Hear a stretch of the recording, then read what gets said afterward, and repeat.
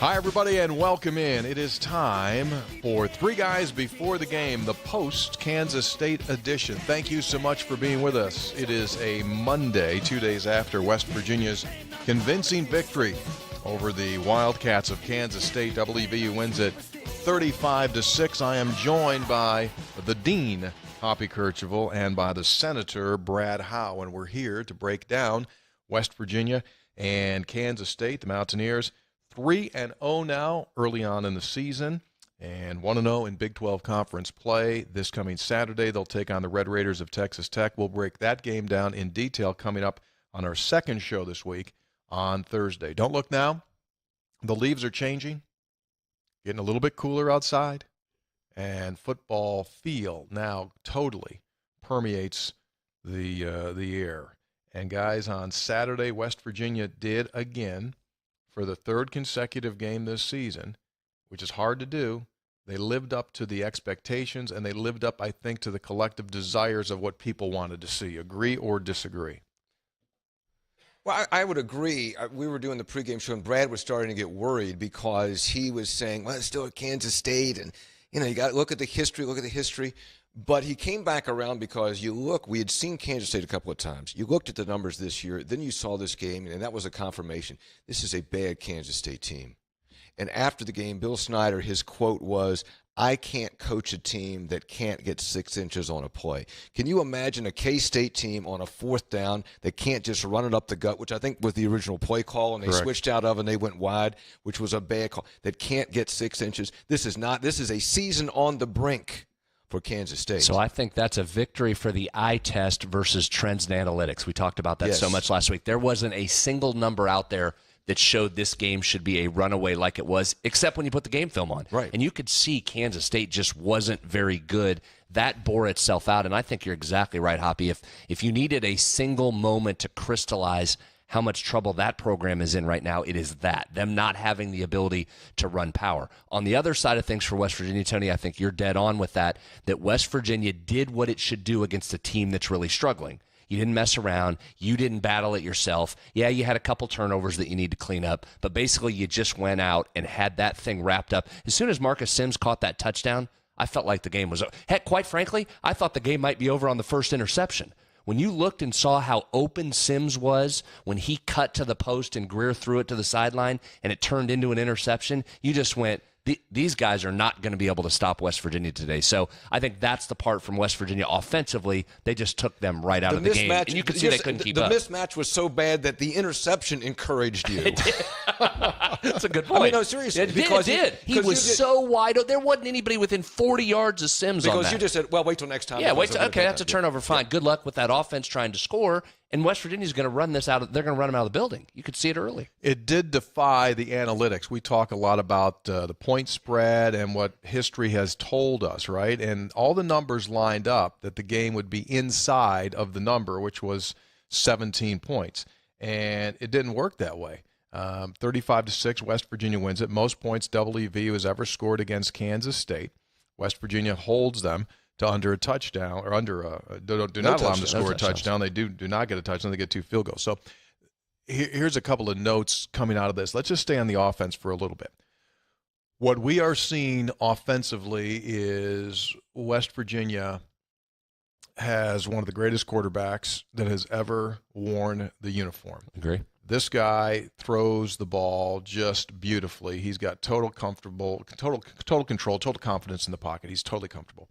And so it's fun just to watch him. So I put him in that category now of Major Harris and Pat White, in that he is must-see quarterback. Like, don't miss any of the snaps regardless of what point it is in the game. Just continue to watch him, love him up, because these guys don't come around often. And so you got to cherish what you got there. And so he's super special. I've got a little concern in the running department. Okay, fair. I got a little concern in the running department. You take a look at the final numbers, 28 carries for 108 yards.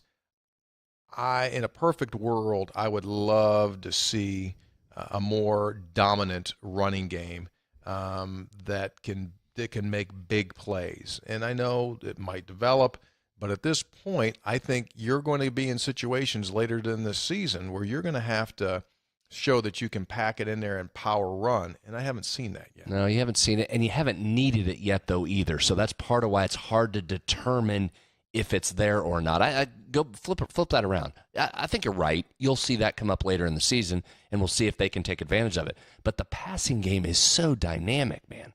I mean, how do you stop this passing game? I feel like a broken record saying this every week. Just go from this fact. Just go from this. You know Sills, you know Sims, right? You know Jennings, who didn't have to do anything. Right. It's a third straight game where the fourth receiver has made a big play, and it's been a different guy each time. TJ Simmons goes for the big play against Tennessee. Dominic Maiden shows up and goes for a touchdown against Youngstown State. And, oh, by the way, here comes Tevin Bush on a wheel route. So the number of people you have and the options it gives Jake Spavital are absolutely incredible. Okay, a couple of things. One is you do have a lot of options. That is evident again. However, this was a really bad K-State defense. That we talked about that before the game. You haven't played a good defensive team yet, number one. Number two, Greer had 2 picks. Maybe the one wasn't his fault. Maybe the receiver turned the wrong way. I don't know. Almost threw a third in that game. So, if you look for things to be concerned about, I guess you worry about that. On the run game, no, they didn't have anybody that. But if you can run the ball enough to keep the defense honest, I don't know if you have to have a 140-yard rusher, but can you run so that the defense has to at least respect the run, so that because you're going to win the game on passing, right? So if you got an NFL caliber quarterback, run enough to keep the defense focused, but still you're going to win by passing the football. I still subscribe to the belief that at some point you have to be able to run when you want to run. I don't necessarily know if that's been established yet. I think at some point in the season, you have to just say, we're going to run, and you can't stop us from running, which is exactly what we're going to do. I don't think they can do that yet. Well, maybe they can't. I think that's to be determined, because Youngstown State tried to force West Virginia to run it, and they did, ran it up and down the field on them. But Youngstown State's not going to show up on your schedule again, except maybe a Kansas. So you may be right that you need it, but I want to reserve judgment on that. Oklahoma wasn't a great running team last year. They were so dominant throwing the football because they had an elite quarterback. You just went effusive with your praise on Will Grier. Yeah. You might not need it. You might not need it. I still like to run. I still like to be able to run. Just kind of have it in my pocket. You don't know that you can't. I know. Right. You don't know that you can't yet. You just haven't needed it. And you don't know who it's going to be. I mean, everybody was kind of coming in on Letty Brown, and Letty Brown, fumbled and didn't have a very good game. And then Kenny McCoy came in, actually ran the ball well. He's the best. So far, he's been the best. McCoy? Most consistent, yeah. Most over consistent. 3 games. Every game he's gone out there, he's been explosive and he's running well. So he's doing well. That's good to see. Defensively, if someone came to us before the start of the season and said after 3 games, West Virginia would be in the nation's lead in scoring defense, we would have lost our house, our cars, maybe our kids.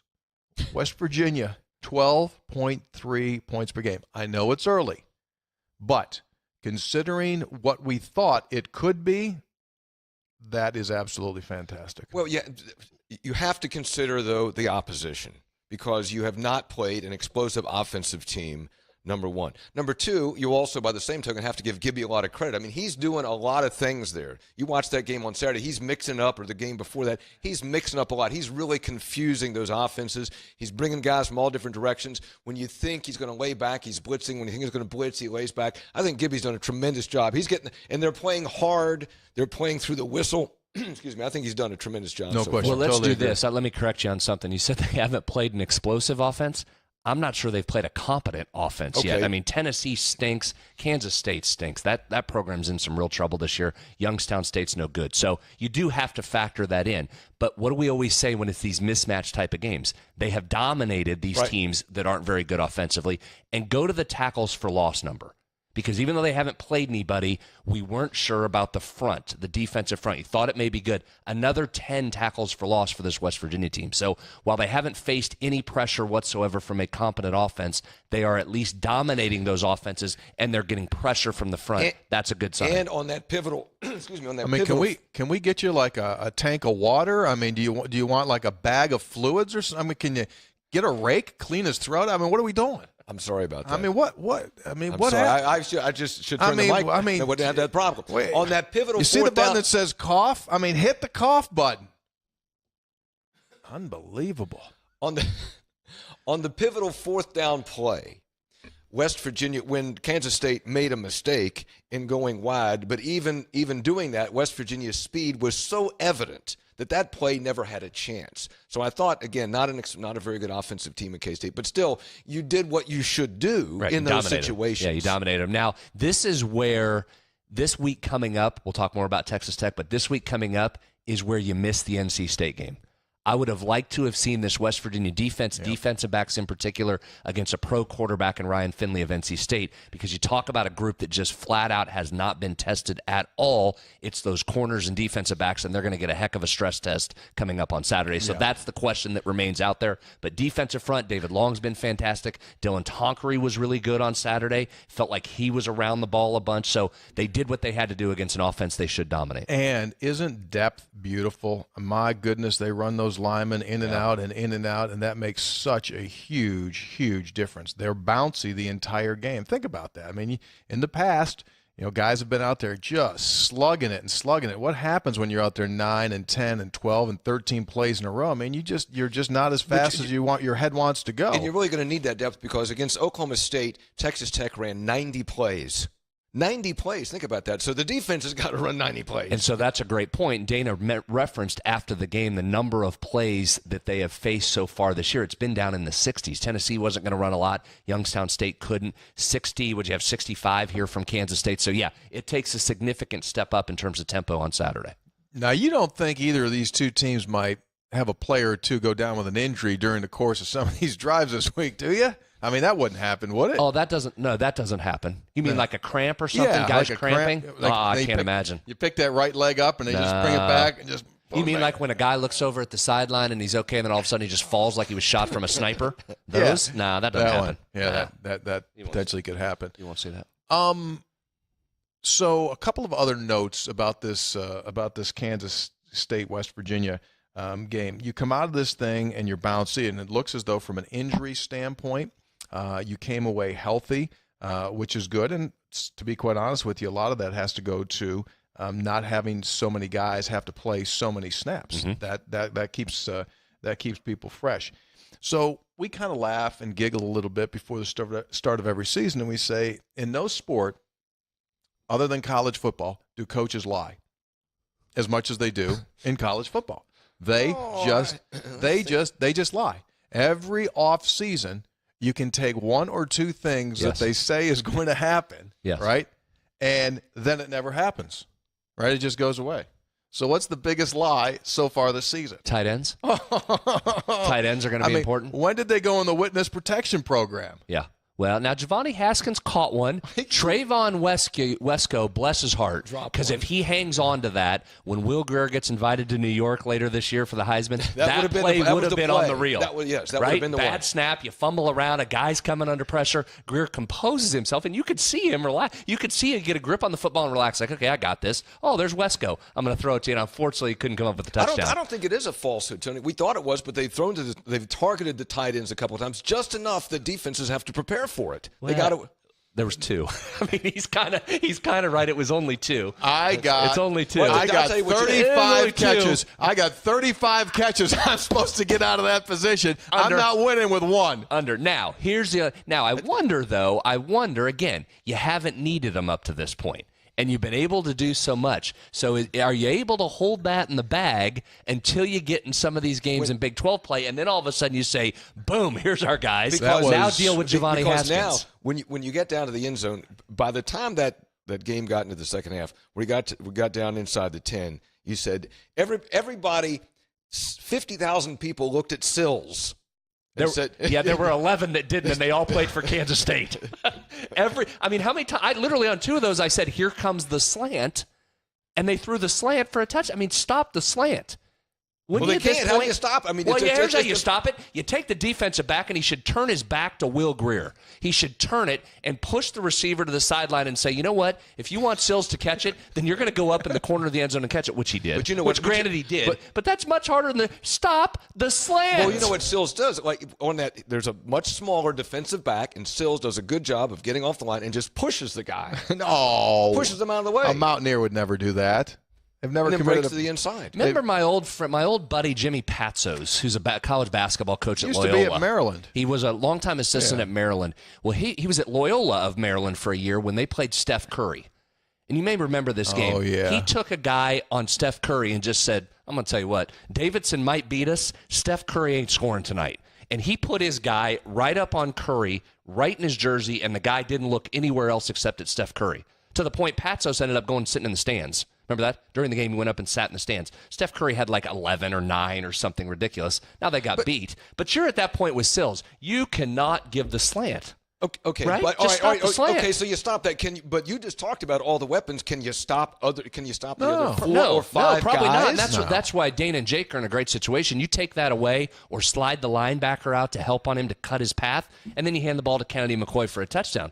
But I'm doing that. I'm not letting a potential Biletnikoff Award winner hit me for 3 touchdowns for 3 yards. But on the one he caught, which was not the slant, it was like a fade, the jump ball that he threw up. Yeah, pretty good defense.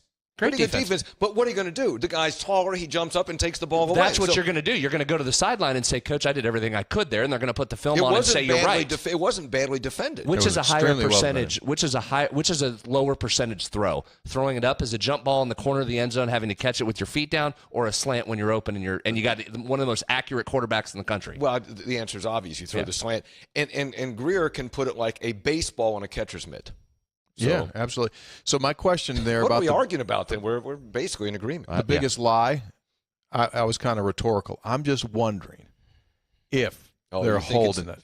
Are they holding it? Are they holding it? Are they holding it? And all of a sudden one of these games they're going to come out and have these tight end packages and just go, all right, boys, here comes Giovanni Haskins. Sure. We're just going to pump him until you puke and let it go. Well, a couple things. I think yes, as I just said, but you saw the double tight formation against Tennessee a couple times, and then it was obvious you didn't really need it, so it kind of went away, and it hasn't come back except the other day on that it was a third down play, I believe, where Haskins ran the little out and they caught it and he went up the sidelines. Then he got drilled in the head. It was a missed targeting call there. You talk about a helmet on helmet collision, and Haskins only stayed in the game for a couple more plays, but it's in there, and those are the little wrinkles that you're like, oh, hey, did you just see that thrown in there? Well, do you need keep an eye on that? Do you need to throw to the tight end when Sims can get 5 yards past the defender, and Greer can throw it 50 yards downfield? Not if someone refuses to guard that.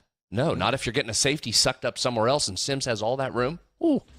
That's what I mean. That's why this offense right now, and you're going to face better defensive teams, someone's going to have to try and take something away. You've got to go in and say someone's not doing this against us today. Marshall pointed out they ran a really neat play. They had I forget when it was in the game. It was when Bush caught the touchdown pass. Right. Where they had 3 receivers to the boundary, not to the field. Right. Okay, and that fouled up that K-State defense because that's not usually what you see. Usually 3 receivers to the field, and they were not in defensive position. They were just in chaos. And then they come off the line, and then guys just go everywhere, and they don't know who to guard. The outside receiver came in across the middle, and the slot receiver who was Bush went down the side of the wheel. I don't know how much they've used that, but that was a great formation. I think it was the first time they used it because Alan Taylor had a good story after the game and talking to the coaches there and David Sills. That had been run all week in practice to Sills. And he kept beating the defense even when the defense knew it was coming. He kept scoring on it. So they pulled him out right before that and inserted Bush. And I guess when Carrier did that, he kind of looked down at Sills to smile at him like, sorry, man, your boy's getting the touchdown here. And then they ran the play to Bush, and he got the touchdown. And Sills is over there looking at the coach and goes, what are you I ran that all week for a touchdown. Now you're giving it to Bush. Yeah. To your point about the depth that they have, just for an example, so Sills is the big guy in this game. He comes up with 10 catches. He catches 3 touchdown passes. Don't forget, against Youngstown State, he had 2 catches. Correct. For 30-plus. That's it. So you're right. And Gary Jennings was a beast in that game. Gary Jennings. And this week, Gary Jennings gets a little bit quiet. Gary goes 3 for 31. However, Gary Jennings did have a fantastic catch on the late first-half drive, which West Virginia eventually scored on. He had the big catch going over the middle. I thought that 2-minute drive, technically a 2-minute drive, I think it was 57 seconds. That was about as well done as I've seen. It was so well done, they didn't use the timeouts. It was unbelievable. So, I think they mismanaged that by not using a timeout there. Right. But how often does that happen? And you didn't need it? You didn't even need – you could have taken it defensively when Kansas State was on third down. You didn't. You had it in your pocket for offensively, and they just marched right down. I mean, that was precision that right looked there. Looked like, when you watch an NFL game, and a team gets the ball with 50 seconds left, and you got a big-time quarterback, you're going to see them do that. March, that's what it looked like. It looked like an NFL team going down the field. And T.J. Simmons was the recipient coming up that sideline, right? Again, showing that you don't have to have one. You don't have to have one of your big guns doing it. They got guys that can catch the ball. It was over before then, but that was really the final nail in the coffin. That's 2 years in a row. West Virginia has scored basically at the buzzer. Last year was at the buzzer of the half. This year with 2 seconds remaining, that's just ball game right there. You're done. Same side of the end zone, too, on that left side. Last year was Karan White, and this year it was David Sills, who, just as you said, made an over-the-shoulder catch from the defensive back. That poor defensive back, Parker, he had a long day because I said a bunch of times he beat the cornerback Parker because my man, now he had the pick. He had that first pick, but other than that, it was a long, long day. So West Virginia now sets itself up for this matchup against Texas Tech, which, again, as we record right now, we don't know what the over-under is. It might be not set yet. Yeah, it's not. It might be 192. It'll be in the 80s. Boy, that's awful high to start in the 80s. It wouldn't surprise me. I mean, they went into their game last week with Oklahoma State at 77. So, it would not. You may be right on that. The line's doing some funky things, though. Opened at 6, hopped to 7 immediately, came back to 4.5, and as we're recording this, it's gone down to 3.5. So it's kind of moving all over the place there.